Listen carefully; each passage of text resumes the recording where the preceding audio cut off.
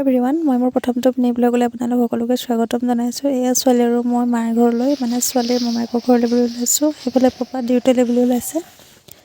এয়া ভাইটি আমাক নিবলৈ আহিছে। ভিডিঅ' কৰি আছোঁ বুলি গম পাই মানে লাজ কৰিছে। এয়া ছোৱালী আৰু মই ওলাই গৈ সাজু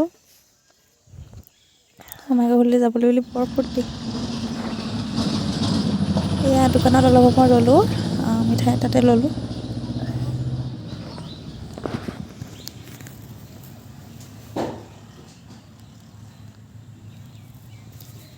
এয়া মাৰ ঘৰ পালোহি। এয়া সৰু মামাই কৈ আছিলে দেই ভাগিন আহিবকৈ।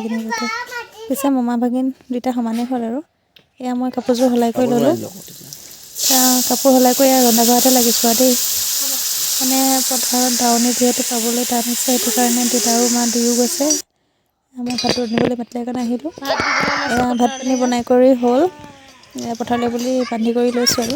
এয়া মামা ভাগিন ওলাইছে।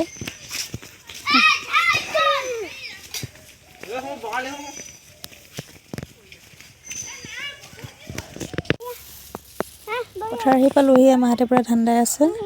ভণ্টি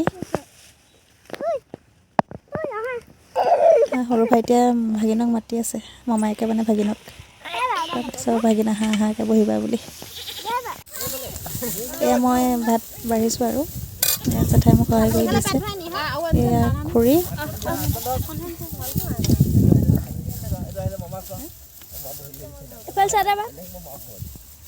ফটো নামাৰ ভিডিঅ'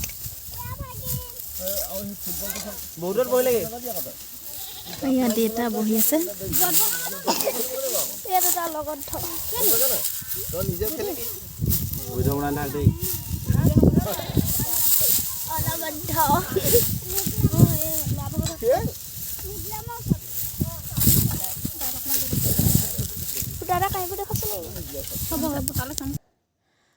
ভাত পানী খাই কৰি হ'ল আৰু এতিয়া আমি ঘৰলৈ বুলি উভতিছোঁ।